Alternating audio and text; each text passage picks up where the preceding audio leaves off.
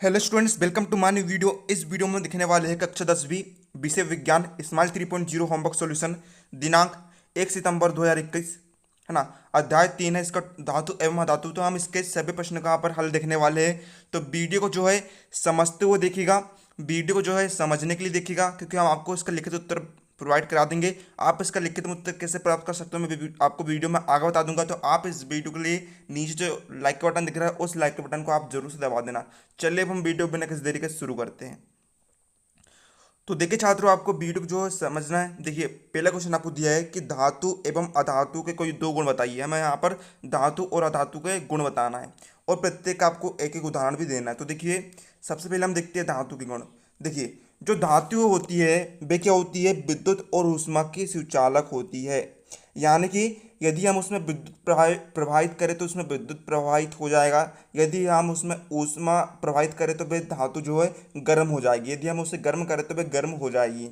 लेकिन अधातु है जो इसके विपरीत होती है। जो अधातु होती है वह ऊष्मा और विद्युत की कुचालक होती है। कहने का तात्पर्य यहाँ पर यह है कि यदि आप अधातुओं में ऊष्मा उसको गर्म करोगे तो वह गर्म नहीं होगी, और यदि आप उसमें विद्युत प्रवाहित करोगे, बिजली प्रवाहित करोगे, तो उसमें करंट का फ्लो नहीं होगा। दूसरा देखिए, धातु जो है आघात वर्धनीय तथा तन्य होती है।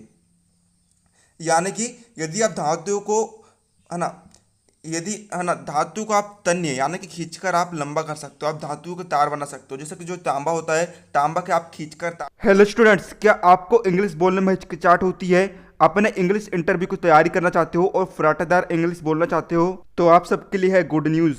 डाउनलोड ऐप आप सबके लिए लाया है इंग्लिश स्पीकिंग कोर्स, जहां इंग्लिश के टॉप टीचर्स आपको एकदम बेसिक से इंग्लिश बोलना सिखाएंगे, वो भी हिंदी भाषा में। यानी कि आप में से अब हर एक बच्चा इंग्लिश बोल सकता है और साथ ही कोर्स के अंत में आपको सर्टिफिकेट दिया जाएगा। तो अभी जाइए अपने डाउनलोड ऐप पर उस कोर्स को खरीदिए और अपने अंग्रेजी बोलने के सपने को पूरा कीजिए। पूरे भारत में सबसे बढ़िया दाम और टॉप क्वालिटी का कोर्स आपको सिर्फ डाउनलोड पर मिलेगा। कोर्स का लिंक डिस्क्रिप्शन में। तार बना सकती है ना, तांबक तार हम कहते हैं ना, है ना।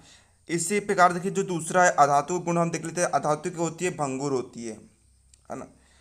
अधातु देखिए, अब अधातु का उदाहरण क्या है, हाइड्रोजन। हाइड्रोजन जो है ये तो, है ना, ये अधातु को श्रेणी में आता है। और जैसे कि तांबा हो गया, सोना हो गया, कि किस में आता है, धातु की श्रेणी में आता है। ये सब आपने पिछली क्लास में पढ़ लिए होंगे। अब देखिए दूसरा क्वेश्चन हमें यहाँ पर दिया है, गैलियम और सीजियम धातु को यदि हथेली पर रखेंगे तो पिघलने लग जाती है, ऐसा क्यों? तो देखिए इसको हम समझ लेते हैं। गैलियम और सीजियम, है ना, यानी कि यदि आप गैलियम और सीजियम धातु को यदि आप हथेली पर रखेंगे तो वह क्या होती है, पिघलने लग जाती है। जैसे मोमबत्ती किस पिघलती है, वैसे ही। तो इसका कारण क्या है? तो देखिए गैलियम और सीजियम ऐसी धातु है जो हथेली पर रखने पर पिघल जाती है। गैलियम को हथेली पर रखने पर पिघल जाता है क्योंकि उनका गलनांक क्या होता है, बहुत कम होता है। गलनांक मतलब कि वह ताप जिस पर कोई धातु या फिर अधातु है वह पिघलने लग जाती है। तो मतलब कि गलनांक कम है, मतलब कि उसके, है ना, उसका ताप जो है बहुत कम है। ताप बहुत कम होने के कारण जो धातु है वे पिघलने लग जाती है ना। यानी कि गलनांक मतलब कि वह ताप जिस पर कोई धातु जो है द्रव अवस्था में परिवर्तित होने लग जाती है। तो जो गैलियम है वह पिघलकर द्रव अवस्था में परिवर्तित होने लग जाती है हमारे हमारे बॉडी के टेम्परेचर पर, और बस हमारी हथेली में गर्मी उन्हें आसानी से पिघला सकती है। सीजियम एक मोमी चांदी सोना धातु तत्व है जो पौधा धातु के साथ तुलना करने पर सबसे नर्म होता है। सीजियम भी इसी प्रकार की होती है। अब तीसरे क्वेश्चन हम यहाँ पर समझते हैं कि अधातु विद्युत का चालन क्यों नहीं करती है ना। यानी कि अधातु में यदि आप करंट फ्लो करें तो उसमें करंट फ्लो क्यों नहीं होता। जैसे आपने देखिए लकड़ी ली, लकड़ी क्या होती है, अधातु होती है। यदि आप उसमें करंट फ्लो करेंगे, यदि आप उसमें तार लगा देंगे तो उसमें करंट का फ्लो नहीं होगा।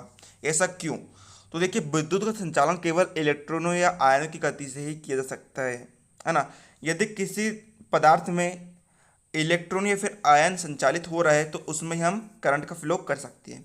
अधातु जो है बिजली का संचालन नहीं करते क्योंकि धातु के विपरीत उनके पास कोई मुक्त इलेक्ट्रॉन नहीं होता। मतलब कि अधातुओं में कोई मुक्त इलेक्ट्रॉन, है ना, या फिर आयन नहीं होते। सिंपल सा कारण यहाँ पर ये है। यदि और धातु में क्या होते हैं, आयन होते हैं, इलेक्ट्रॉन होते हैं, इसलिए उसमें करंट का फ्लो हो जाता है।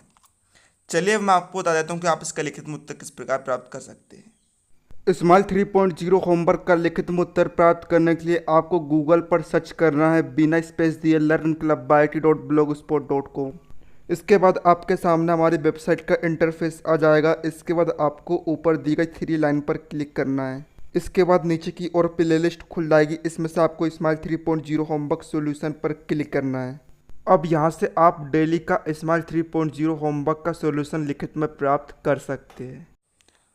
अब देखिए छात्रों, यहाँ पर चौथा क्वेश्चन आपको दिया है, उस धातु का नाम बताइए जो सामान्य ताप पर द्रव अवस्था में पाई जाती है। तो देखिए मतलब कि केवल एक ही ऐसी धातु है जो कमरे के तापमान, जो हमारा जो आप जिस कमरे में बैठे हो उस तापमान पर या फिर सामान्य ताप पर द्रव अवस्था यानी कि लिक्विड फॉर्म में पाई जाती है। तो देखिए मरकरी यानी कि पारा केवल ऐसी धातु है जो सामान्य ताप या फिर कमरे के ताप पर द्रव अवस्था में पाई जाती है, लिक्विड फॉर्म में पाई जाती है।